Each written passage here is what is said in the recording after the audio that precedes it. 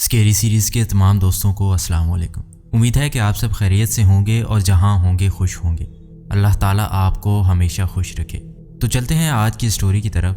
تو یہ سٹوری بہت ہی خوفناک ہونے والی ہے، اس لیے جلدی سے ہیڈ فون لگا لیں اور ایک مرتبہ آیت الکرسی پڑھ لیں، کیونکہ کہا جاتا ہے کہ جب ان مخلوقات کا ذکر کیا جاتا ہے تو یہ ہمارے آس پاس ہی ہوتی ہیں۔ تو شروع کرتے ہیں آج کی سٹوری۔ یہ 2019 کی ایک سرد رات تھی۔ میں اور میری وائف زلیخا سو رہے تھے۔ رات کے 1 بجے میرے دوست یامین کی کال آئی۔ ہیلو علی، مجھے بچا لو، یہ مجھے مار ڈالے گی۔ میں بہت حیران ہوا کہ اس کو کیا ہوا ہے۔ مجھے لگا شاید مذاق کر رہا ہے۔ میں نے کہا یار یہ بھی کوئی وقت ہے مذاق کا؟ نہیں علی، اللہ کا واسطہ ہے مجھے بچا لے۔ اس بار اس کی آواز میں عجیب سا خوف تھا۔ میں آتا ہوں، ابھی یہ کہا ہی تھا کہ کال کٹ گئی۔ میں خود بہت ڈر گیا تھا۔ میں فٹ اٹھا، زلیخا کو اٹھایا اور اپنی گن ساتھ لی۔ کیا ہوا علی، اتنے پریشان کیوں ہو؟ زلیخا نے اٹھتے ساتھ ہی سوال کیا۔ یار آپ دروازہ بند کرو، میں یامین کے گھر جا رہا ہوں، اس کی کال آئی ہے، وہ بہت پریشان تھا۔ اللہ خیر کرے، آپ آرام سے جانا، اپنا خیال رکھنا، رات بہت ہو گئی ہے، زلیخا نے گھبراتے ہوئے کہا۔ Okay don't worry. میں زلیخا کو دلاسا دے کر جلدی سے گاڑی سٹارٹ کی اور یامین کے گھر نکل پڑا۔ یامین میرا بچپن کا دوست تھا۔ 2 ہفتے پہلے اس کی شادی وانیہ سے ہوئی تھی اور وہ بہت خوش تھا۔ آج اچانک ایسا کیا ہو گیا اور اسے کون مارنا چاہتا تھا؟ میں ابھی یہی سوچ رہا تھا کہ اتنے میں یامین کا گھر آ گیا۔ یامین کا گھر شہر سے تھوڑا باہر تھا اور بڑے قبرستان کے قریب میں۔ میں فٹافٹ گاڑی سے اترا اور یامین کے گھر کا گیٹ نوک کیا۔ یامین، یامین، میں زور سے پکارا، لیکن کوئی جواب نہ آیا۔ گھر میں مکمل طور پر خاموشی تھی۔ میں بھاگ کر پیچھے کی طرف گیا۔ وہاں کھڑکی کھلی ہوئی تھی اور وہاں خون کے تازہ نشان تھے۔ میں کھڑکی سے اندر داخل ہوا تو لائٹ آف تھی۔ میں نے موبائل کی لائٹ آن کی اور یامین کے کمرے کی طرف جانے لگا۔ یامین کے کمرے میں جاتے ہی میرے منہ سے چیخ نکل گئی۔ میرے اوسان خطا ہو گئے۔ بیڈ کے پاس زمین پہ یامین خون میں لت پت پڑا تھا۔ میں نے چیک کیا تو وہ مر چکا تھا اور بھابھی کا نام و نشان بھی نہیں تھا۔ کمرے سے کھڑکی تک خون کے دھبوں کے نشان تھے جو ننگے پیروں کے تھے۔ میں نے فوراً اپنے دوست مسعود کو کال کی جو پولیس میں تھا اور اسے صورتحال سے آگاہ کیا۔ اس نے مجھے حوصلہ رکھنے اور جتنا جلدی ہو سکے میرے پاس آنے کا یقین دلایا۔ میں نے سوچا کہ پیروں کے نشانات کا پیچھا کیا جائے۔ میں نے موبائل کی ٹارچ کی روشنی میں نشانات کا پیچھا کرنے لگا۔ نشانات پچھلی گلی سے ہوتے ہوئے قبرستان کی طرف جا رہے تھے۔ رات کے اندھیرے نے قبرستان کو بہت وحشت ناک بنا دیا تھا۔ میں ابھی قبرستان کے گیٹ کے قریب ہی پہنچا تھا کہ مسعود کی کال آ گئی۔ ہیلو علی، کہاں ہو؟ میں یامین کے گھر پر ہوں، مسعود نے کہا۔ یار میں گھر کی پچھلی طرف قبرستان کے پاس آیا ہوں، میں نے جواب دیا۔ اوکے میں آیا، مسعود نے کہا اور کال کاٹ دی۔ چند لمحوں بعد مسعود میرے پاس آ گیا۔ علی یار بہت افسوس ہوا، مگر تم یہاں کیا کر رہے ہو؟ مسعود نے آتے ہی سوال کیا۔ میں ان نشانات کے پیچھے آیا ہوں۔ تھینکس یار فوراً میرے پاس آنے کے لیے، میں نے مسعود کو کہا۔ It's my player. یامین کا کوئی دشمن تھا؟ اور بھابھی کہاں ہے، کچھ پتہ چلا؟ مسعود نے پوچھا۔ نہیں یار، وہ تو ایک شریف انسان تھا اور بھابھی کا کچھ پتہ نہیں چلا، میں نے کہا۔ چلو نشانات کا پیچھا کیا جائے، میں نے ایمبولینس کو کال کی ہے، وہ آتی ہی ہوگی، مسعود نے کہا۔ اور ہم نشانات کے پیچھے قبرستان میں داخل ہو گئے۔ نشانات ایک درخت کے پاس آ کر ختم ہو گئے۔ یار نشانات یہاں آ کر ختم ہو گئے ہیں، مسعود نے کہا۔ چلو درخت کے پیچھے دیکھتے ہیں، تو میں نے کہا۔ ہم درخت کے پیچھے گئے۔ درخت کے پیچھے قبر کے پاس کا منظر دیکھ کر ہم خوف زدہ ہو گئے۔ ہم نے جو سوچا بھی نہیں تھا وہ ہو گیا۔ وہ یامین کی وائف وانیہ تھی جو قبر کے پاس بے ہوش پڑی ہوئی تھی۔ اس کے پیر خون سے بھرے ہوئے تھے۔ اوہ مائی گاڈ، اس کا مطلب یامین کا خون بھابھی نے کیا؟ میں نے حیران ہو کر پوچھا۔ دیکھ کر تو مجھے بھی یہی لگتا ہے، مسعود نے میری ہاں میں ہاں ملائی۔ چلو اس کو ہسپتال لے کر چلتے ہیں، میں نے کہا۔ مسعود نے فوراً ایمبولینس منگوائی اور میں گھر آ گیا۔ کیا ہوا، یامین بھائی کیسے ہیں؟ میرے گھر پہنچتے ہی زلیخا نے بے چینی سے پوچھا۔ وہ یامین اب اس دنیا میں نہیں رہا، میں نے افسردہ لہجے میں کہا۔ او مائی گاڈ، یہ کیسے ہوا؟ زلیخا نے پریشانی کے عالم میں کہا۔ تو میں نے زلیخا کو ساری بات بتا دی اور اللہ تعالیٰ رحم فرمائے، زلیخا نے کہا اچھا میں تھوڑا آرام کر لوں، میں نے کہا اور بیڈ پر لیٹ گیا۔ سونے کی کوشش کرنے لگا مگر نیند کوسوں دور تھی۔ میری آنکھ صبح 10 بجے کھلی۔ میں فریش ہو کر ناشتے والی ٹیبل پر ناشتہ کرنے کے لیے بیٹھا ہی تھا کہ مسعود کی کال آئی۔ یار تم سے بھابھی کے بارے میں کچھ بات کرنی تھی، تھانے آ سکتے ہو؟ بھابھی کو ہوش آیا؟ میں نے جھٹ سے سوال کیا۔ نہیں یار ابھی بھابھی کو ہوش تو نہیں آیا، لیکن کچھ ضروری بات کرنی ہے، مسعود نے کہا۔ اوکے میں ناشتہ کر کے آتا ہوں، یہ کہہ کر میں نے کال کاٹ دی اور جلدی سے ناشتہ کرنے لگا۔ کچھ ہی دیر کے بعد میں مسعود کے تھانے پہنچ چکا تھا۔ السلام علیکم، کیا حال ہے یار؟ میں نے تھانے کے اندر جاتے ہوئے مسعود کو کہا۔ وعلیکم السلام، آؤ یار تم سے کچھ ضروری معلومات لینی ہے بھابھی کے بارے میں۔ کیوں کیا ہوا بھابھی کو؟ میں نے تجسس بھری نظروں میں مسعود کو دیکھتے ہوئے سوال کیا۔ بھابھی کے بیک گراؤنڈ کے بارے میں جاننا ہے، کہاں سے ہیں، کیا کرتی ہیں اور کس فیملی سے تعلق رکھتی ہیں، مسعود نے سوال کیا۔ مجھے تو صرف اتنا پتا ہے کہ بھابھی کے آگے پیچھے کوئی بھی نہیں ہے اور ان کی فیملی میں صرف ان کا چاچا ہے اور ان کے ماں باپ کسی کار ایکسیڈنٹ میں گزر گئے تھے، میں نے بتایا۔ یار سارا معاملہ دیکھ کر شک بھابھی پر ہی جاتا ہے اور میں اس معاملے کی بہت اچھے سے چھان بین کر رہا ہوں۔ اگر کہیں سے بھی کوئی سراغ ملا تو میں تمہیں ضرور بتاؤں گا، مسعود نے کہا۔ میں نے مسعود کو خدا حافظ کہا اور اپنے آفس کے لیے نکل پڑا۔ مجھ میں غم اور پریشانی کے ملے جلے تاثرات تھے اور مجھے بار بار یامین کا اور بھابھی کا ہی خیال آ رہا تھا کہ یہ سب کیوں اور کیسے ہوا ہوگا۔ رات کے 11 بج رہے تھے۔ کھانے کے بعد زلیخا سے یامین اور بھابھی کے بارے میں بات کر رہا تھا کہ اچانک مسعود کی کال آئی۔ ہیلو علی، کہاں پر ہو؟ جلدی آؤ، میں نے پریشانی کے عالم میں مسعود سے پوچھا۔ کیوں کیا ہوا؟ تو مسعود نے کہا تم آؤ تو صحیح، میں تمہیں بتاتا ہوں۔ یامین اور بھابھی کے کیس کے بارے میں بہت ہی اہم پیش رفت ہوئی ہے۔ اوکے میں آتا ہوں تمہارے پاس، یہ کہہ کر میں فوراً بیڈ سے اٹھا۔ کیا ہوا؟ کس کا فون تھا؟ زلیخا نے سوال کیا۔ انسپیکٹر مسعود کا فون تھا۔ بھابھی اور یامین کے بارے میں بہت اہم پیش رفت ہوئی ہے، اس لیے مجھے اس نے کال کی تھی۔ اچھا ٹھیک ہے، اللہ خیر کرے، اپنا خیال رکھیے گا، زلیخا نے کہا۔ تم فکر مت کرو، دروازہ لاک کر لو، یہ کہہ کر میں فوراً باہر آیا، گاڑی سٹارٹ کی اور مسعود کے گھر کی طرف چل پڑا۔ جب میں مسعود کے گھر پہنچا تو مسعود پہلے ہی دروازے کے پاس میرا انتظار کر رہا تھا۔ میں نے گاڑی پارک کی اور مسعود سے علیکم السلام کے بعد ہم اس کی بیٹھک میں چلے گئے۔ علیشبہ علی کے لیے کچھ ٹھنڈا لے کر آؤ۔ ہمارے بیٹھ جانے کے بعد مسعود نے اپنی وائف کو آواز دی۔ ہاں تو مسعود، اس کیس میں ایسی کیا پیش رفت ہوئی ہے جس کے بارے میں بتانے کے لیے تم نے مجھے اتنی رات کو کال کی؟ میں نے بے چینی سے پوچھا۔ یار علی، ہمارے جانے کے کچھ دیر بعد والے گاؤں کے تھانے سے کال آئی، اس نے کچھ معلوم کرنا تھا۔ وہاں کے تھانے دار میرے کزن ہیں۔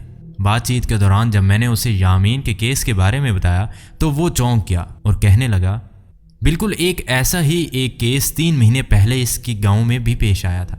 جو بندہ اس گاؤں میں قتل ہوا اس کی شادی کو بھی ابھی بامشکل 2 ہفتے ہی گزرے تھے اور وہاں بھی ایسے ہی خون کے دھبوں کے نشانات پائے گئے تھے، لیکن وہاں سے ہمیں کوئی سراغ نہیں مل سکا۔ یہ سن کر فوراً اس کے پاس گیا اور اپنے کزن کے ساتھ مل کر آج سارا دن انویسٹیگیشن میں ہمیں یہ پتہ چلا کہ پچھلے 3 سال میں ایسے 10 واقعات ہو چکے ہیں جس میں شادی کے 2 ہفتے کے بعد خاوند کی لاش ملتی ہے اور وہاں پر ایسے ہی خون کے دھبوں کے نشانات پائے جاتے ہیں۔ یہ سن کر میں چونک سا گیا اور مجھ پر ایک وحشت سی طاری ہو گئی۔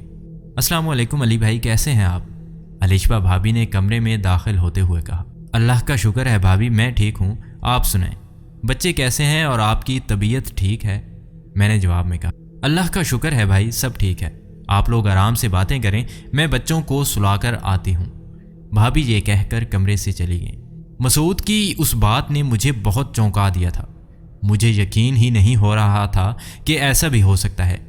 اصل میں جو پچھلے واقعات ہوئے ہیں ان میں اور یامین کے واقعے میں کوئی بھی فرق نہیں ہے۔ ان کا گھر بھی آبادی سے تھوڑے فاصلے پر قبرستان کے پاس تھا اور ان کی شادی بھی یکایک ہی ہوئی تھی، مسعود نے مزید بتایا۔ لیکن یار اس بات کا کیا ثبوت ہے کہ وہ وانیہ بھابھی ہی تھی؟ میں نے پوچھا۔ میں اس بار ثبوت لے کر آیا ہوں، یہ کہہ کر مسعود اپنے موبائل نکالا اور مجھے تصویریں دکھائیں۔ میں اور میرا کزن یہ تصویر لے کر ان جگہوں پر گئے تھے جہاں پر یہ واقعات ہوئے ہیں، اور وہاں پر رہنے والے سب لوگوں نے ہی اس تصویر کو پہچان لیا، اور ہر گاؤں میں اس کا نام الگ تھا۔ میرے کزن کے گاؤں میں اس کا نام ثانیہ، جبکہ اس سے پچھلے گاؤں میں اس نے اپنا نام عائشہ بتایا تھا۔ میرا دماغ اس ٹائم سن ہو چکا تھا اور مجھے یقین ہی نہیں ہو رہا تھا کہ بھابھی ایسا بھی کر سکتی ہیں۔ کل صبح ہم ہاسپٹل چلیں گے اور وہاں پر جا کر دیکھیں گے، مسعود نے کہا۔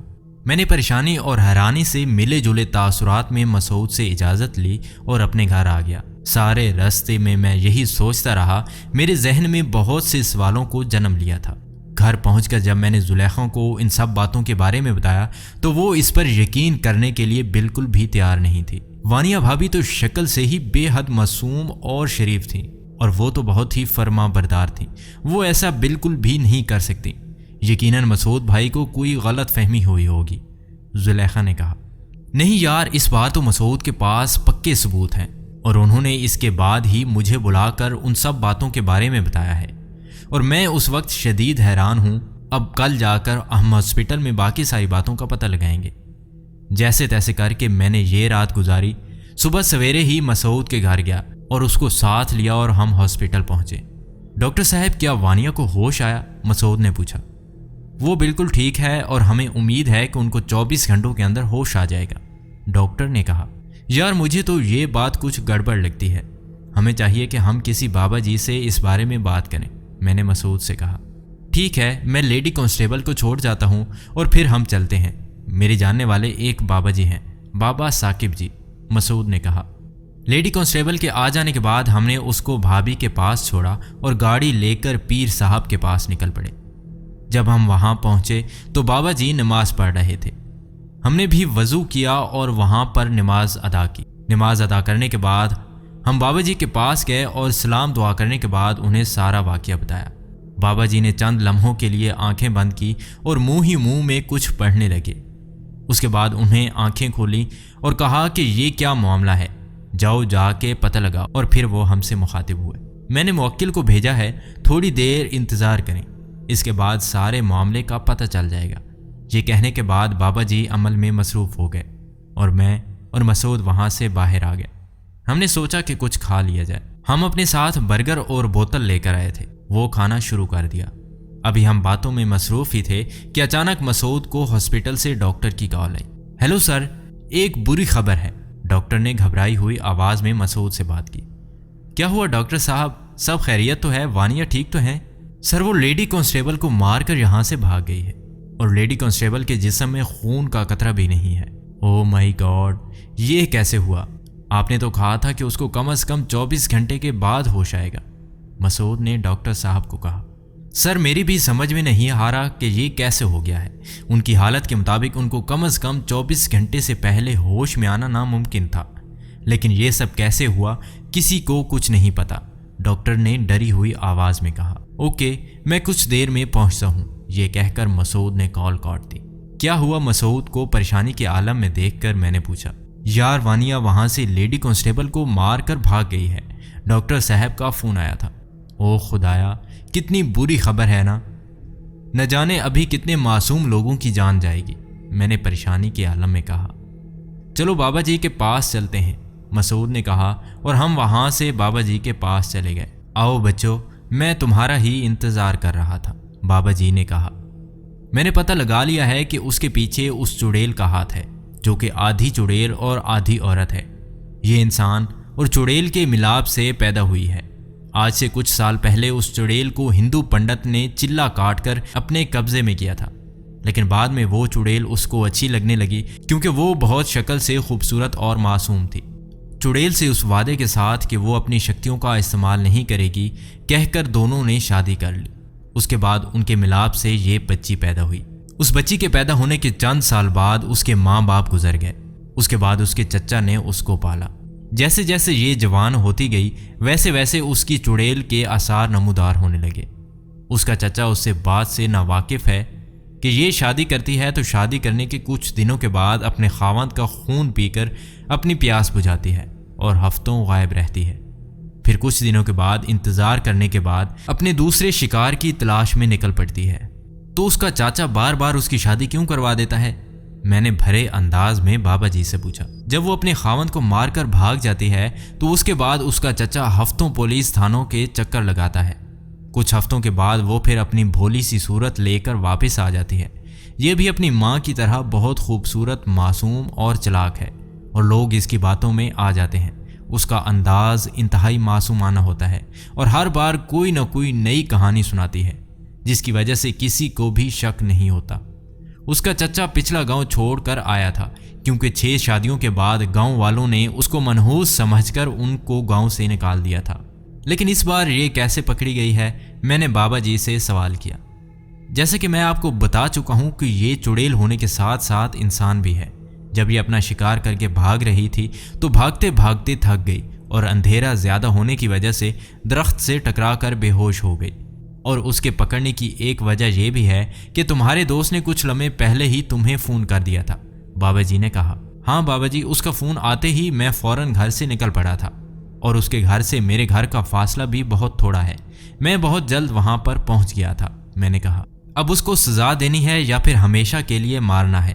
بابا جی نے کہا۔ کیا اس پر گولی اثر کرے گی؟ مسعود نے پوچھا۔ ہاں کرے گی، لیکن گولی سے اس کی موت واقع نہیں ہوگی۔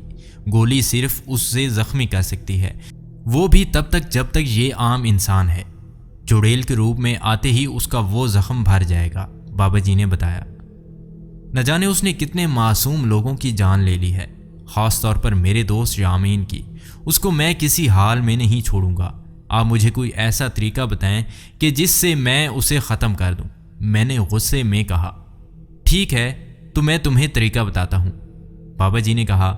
یہ لو ستو کے دانے، قبرستان میں کسی پرانی سی ایسی قبر جس کے پاس درخت ہوں، وہاں پر بیٹھ کر ان دانوں پر چلا کرنا، اور ایک بات اچھے سے یاد رکھنا، کچھ بھی ہو جائے، چاہے میں تمہیں بلاؤں یا تمہارا دوست یامین کی روح آئے اور کہے کہ علی عمل چھوڑ دو، میں نے اسے معاف کر دیا ہے، یا چاہے مسعود آئے یا بے شک تمہاری بیوی تمہارے پاس آ جائے، باہر نہیں نکلنا اور نہ ہی اپنا عمل چھوڑنا ہے۔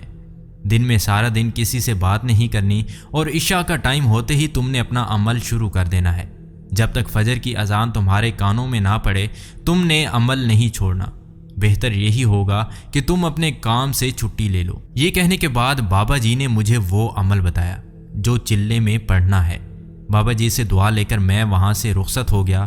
اب میرا ارادہ جلد از جلد اس چڑیل کو اپنے انجام پر پہنچانا تھا۔ یار علی، تم یہ عمل ٹھیک سے کر لو گے نا؟ مسعود نے راستے میں مجھ سے پوچھا۔ انشاءاللہ ضرور کروں گا۔ مجھے ان سب معصوموں اور خصوصاً بالخصوص اپنے دوست کی موت کا بدلہ لینا ہے، چاہے جو بھی ہو جائے، میں اسے اپنے انجام پر پہنچا کر ہی رہوں گا، میں نے اس سے جواب دیا۔ گھر پہنچنے کے بعد میں نے زلیخا کو ساری بات بتائی اور اسے دلاسا دیا کہ پریشان مت ہونا، میں اپنے دوست کی موت کا بدلہ لے کر ہی چین سے بیٹھوں گا۔ یہ رات بھی بے چینی میں گزری۔ صبح اٹھ کر میں نے سب سے پہلے دفتر سے جا کر 8 چھٹیاں لے لیں، کیونکہ 7 دن کا چلہ تھا اور اس کے بعد مجھے 1 دن آرام کے لیے بھی چاہیے تھا۔ اس کے بعد میں نے اپنا ضروری سامان لیا، مسعود سے ملا اور پھر بابا جی سے اجازت لینے کے بعد گھر آ گیا اور پھر رات ہونے کا انتظار کرنے لگا۔ رات کو عشاء کی نماز پڑھنے کے بعد میں قبرستان پہنچ گیا، جو کہ یامین کے گھر کے پاس تھا، کیونکہ وہی سب سے بڑا قبرستان تھا۔ سب تھوڑی سی محنت کے بعد مجھے وہ پرانی قبر مل ہی گئی جو کہ ایک درخت کے پاس تھی۔ 3 مرتبہ آیت الکرسی پڑھ کر حصار کھینچا اور بیٹھ کر اپنا عمل کرنے لگا۔ بغیر کسی فکر اور پریشانی کے یہ رات سکون سے گزر گئی۔ اس کے بعد اپنا عمل جاری رکھا اور 4 دنوں تک مجھے کسی بھی قسم کی کوئی پریشانی نہیں ہوئی۔ میں اپنا عمل کرتا اور گھر آ جاتا، صبح کو اپنی نیند پوری کرتا، جبکہ رات میں عمل کرتا کرتا یہ عمل کی 4تھی رات تھی۔ میں نے روزمرہ کی طرح حصار کھینچ کر عمل شروع کر دیا۔ تھوڑی دیر بعد اچانک بہت سارے بادل ایک دم آ گئے اور بادل زور سے گرجے۔ شدید بارش ہونے لگی اور یہ دیکھ کر میری آنکھیں پھٹی کی پھٹی رہ گئیں۔ یہ عام بارش نہیں بلکہ خون کی بارش تھی، یہ جو کہ میرے خسارے سے باہر ہو رہی تھی۔ حصار کے اندر ایک قطرہ بھی نہیں گرا تھا۔ میں کافی ڈر سا گیا تھا۔ اللہ اللہ کر کے وہ رات گزری اور میں گھر آ گیا۔ 5ویں رات بھی بغیر کسی پریشانی کے گزری تھی اور آج عمل کی 6ٹھی رات تھی۔ میں نے حسب معمول حصار کھینچا اور اپنا عمل شروع کر دیا۔ اب مجھے عمل کیے ہوئے 3 گھنٹے بھی نہیں گزرے تھے کہ سامنے قبر کے پاس جھاڑیوں میں کسی کی آہٹ محسوس ہوئی، اور وہ کوئی جانور تھا جو یکایک میرے سامنے آ گیا۔ اس جانور کو دیکھ کر یوں لگا جیسے ابھی میرا دل پھٹ کر باہر آ جائے گا۔ خوف کے مارے آنکھیں پھٹ گئی تھیں اور میرا جسم کانپ رہا تھا۔ اس جانور کے 2 منہ تھے، ایک بھیڑیے کے جیسا اور ایک چیتے کے جیسا، اور دونوں کی لمبی سانپ کی طرح زبان تھی۔ وہ میرے پاس آیا اور حصار کے پاس آ کر کہنے لگا، چلے جاؤ یہاں سے، ورنہ بہت بری موت مارے جاؤ گے۔ اس کی آواز اس قدر خوفناک تھی کہ میں اپنا عمل بھی بھول گیا تھا اور میرے منہ سے آواز بھی نہیں نکل رہی تھی۔ میں نے جیسے تیسے کر کے اپنے حواس پر قابو کیا اور زور سے اپنا عمل پڑھنے لگا۔ مجھے زور سے عمل کرتا دیکھ کر وہ زوردار آواز میں گرجا، اچھا تو تم باز نہیں آؤ گے، میں تمہیں ابھی بتاتا ہوں۔ یہ کہہ کر وہ میری طرف دوڑا، لیکن حصار سے ٹکرا کر غائب ہو گیا۔ جیسے ہی وہ غائب ہوا تو میری جان میں جان آئی۔ اللہ اللہ کر کے یہ رات بھی گزری، لیکن اس واقعے کے بعد مجھ پر بہت زیادہ خوف طاری ہو گیا تھا۔ اس جانور کو دیکھ کر ایک مرتبہ میرے رونگٹے کھڑے ہو گئے تھے۔ میں گھر آیا، کھانا کھایا اور لیٹ گیا۔ تھکاوٹ کی وجہ سے مجھے فوراً نیند آنے لگی۔ اگلے دن عصر کے وقت میری آنکھ کھلی، میں نے نماز پڑھی اور کھانا کھایا اور چلے کی تیاریوں میں مصروف ہو گیا۔ آج کا دن میرے لیے بہت اہم تھا۔ قبرستان کے پاس موجود مسجد میں میں نے عشاء کی نماز ادا کی۔ آج موسم بہت صاف تھا، چاند اپنے جوبن پر تھا، جس کی وجہ سے ارد گرد ہر چیز صاف ستھری نظر آ رہی تھی۔ میں نے اپنا عمل شروع کیا۔ دل اور ذہن میں بہت خوف تھا، لیکن مجھ میں بدلہ لینے کا جنون سوار تھا۔ ابھی عمل کو 1-2 گھنٹے ہی گزرے تھے کہ دور سے مسعود آتے ہوئے دکھائی دیا اور کہنے لگا کہ میں نے وانیہ کو مار دیا ہے، چلو آ جاؤ اٹھو۔ میرے ذہن میں بابا جی کی بات یاد آ گئی تھی کہ وانیہ چڑیل ہر روپ میں آئے گی، اس لیے میں آنکھیں بند کر کے اپنا عمل میں مصروف رہا۔ چلو یار اٹھو، کیا کر رہے ہو؟ یہ کہہ کر اس نے میری طرف ہاتھ بڑھایا، لیکن اس کا ہاتھ جیسے ہی حصار سے ٹکرایا تو وہ ایک دم غائب ہو گیا۔ میں نے اللہ کا شکر ادا کیا۔ کچھ ہی دیر کے بعد دور سے وانیہ بھابھی آتی ہوئی دکھائی دی اور میرے پاس آ کر زاروں کی طرح رونے لگی، پلیز علی بھائی مجھے معاف کر دو، میں نے جو کچھ کیا انجانے میں کیا، اس سے میرا کوئی قصور نہیں تھا، مجھ سے کہنے لگی۔ لیکن میں اپنے عمل میں مصروف رہا اور میں نے اس کی باتوں پر کوئی دھیان نہیں دیا اور وہ وہاں سے چلی گئی۔ عمل ختم ہونے میں کچھ ہی دیر باقی تھی کہ قبرستان میں زور سا زلزلہ آنے لگا۔ ساری قبریں پھٹنے لگی اور قبروں میں سے مردے اٹھ کر باہر آنے لگے۔ جس قبر پر میں عمل کر رہا تھا وہ قبر بھی لرزنے لگی تھی اور اس کے اندر سے بھی عجیب و غریب سی آوازیں آنے لگی تھیں۔ خوف اور دہشت سے میرا برا حال تھا۔ اتنے میں سامنے وانیہ دکھائی دی اور ساتھ میں بابا جی بھی تھے۔ بابا جی کہنے لگے کہ چھوڑو، ہم سب نے اس کو معاف کر دیا ہے، اور مجھے پیچھے یامین بھی کھڑا ہوا نظر آیا۔ یامین بھی کہنے لگا کہ ہم سب نے اس کو معاف کر دیا ہے، تم اپنا عمل چھوڑ دو اور وہاں سے اٹھ جاؤ۔ میں وہاں سے اٹھنے ہی لگا تھا کہ اچانک میرے کانوں میں بابا جی کی آواز آئی، علی یہ سب نظروں کا دھوکہ ہے، تم اپنے عمل پر توجہ دو۔ میں سوچنے لگا کہ میں یہ کیا بے وقوفی کرنے لگا تھا۔ میں دوبارہ بیٹھ گیا اور اپنا عمل کرنا شروع کر دیا۔ وانیہ کی صورت تبدیل ہونے لگی تھی اور وہ آہستہ آہستہ چڑیل کی صورت میں اختیار کر چکی تھی۔ اس کا چہرہ انتہائی بھیانک تھا۔ وہ زور سے گرجی، یہاں سے فوراً اٹھ جاؤ ورنہ میں تمہیں اور تمہارے خاندان کو مار دوں گی۔ میں نے اس کی بات پر توجہ نہ دی۔ اچانک وہ میری وائف زلیخا کو پکڑ کر لے آئی اور اس کی گردن پر اپنے دانت گاڑ کر بولی، اگر تم نے عمل نہ چھوڑا تو میں اس کو مار دوں گی۔ زلیخا زور سے چلائی، پلیز علی مجھے بچا لو، یہ مجھے مار ڈالے گی، پلیز علی۔ مجھے پتہ تھا کہ یہ سب نظروں کا دھوکہ ہے، چنانچہ میں نے آنکھیں بند کی اور زور زور سے عمل پڑھنے لگا۔ اب وہاں سے زلیخا، بابا جی، یامین اور مسعود غائب ہو چکے تھے۔ صرف وہ مردے اور وانیہ وہاں پر کھڑے ہوئے تھے۔ انہوں نے مردوں کے ساتھ مل کر مجھ پر پتھروں کی بارش کر دی، لیکن جو بھی پتھر حصارے سے ٹکراتا تھا وہیں پر بھسم ہو جاتا تھا۔ جس قبر پر میں عمل کرنے لگا تھا وہ بھی اب زور سے ہلنے لگی تھی۔ ڈر اور وحشت کے مارے میرا برا حال تھا۔ میں نے آنکھیں بند کر کے اپنی اللہ سے مدد کی فریاد کی اور زور زور سے عمل پڑھنے لگا۔ اتنے میں مجھے دور سے اذانوں کی آواز آئی۔ میں نے آنکھیں کھولیں تو باہر وانیہ کا جسم جل رہا تھا اور دور سے مجھے زلیخا، مسعود، الشوا اور بابا جی آتے ہوئے دکھائی دے۔ ان سب کے چہرے پر مسکراہٹ تھی اور اس طرح سے میرا عمل پورا ہو گیا اور میں نے اپنے دوست کے قتل کا بدلہ پورا کر لیا۔ جی تو ناظرین، یہ تھی ہماری آج کی ایک خوفناک سٹوری۔ امید ہے کہ آپ کو یہ پسند آئی ہوگی۔ اگر آپ کے ساتھ بھی کوئی ایسا واقعہ پیش آیا ہے تو آپ ہمیں اپنی سٹوری ای میل یا انسٹاگرام پر بھیج سکتے ہیں۔ امید ہے کہ آپ کو یہ سٹوری پسند آئی ہوگی۔ مزید ایسی کہانیوں کے لیے ہمارے چینل کو ضرور سبسکرائب کریں اور ساتھ میں دیے گئے بیل کے آئیکن کو بھی پریس کر دیں تاکہ ہم جب بھی نئی ویڈیو کو اپلوڈ کریں تو اس کا نوٹیفیکیشن آپ کو ملتا رہے۔ اپنا بہت سارا خیال رکھیے۔ ملتے ہیں اگلی سٹوری میں، تب تک کے لیے اللہ حافظ۔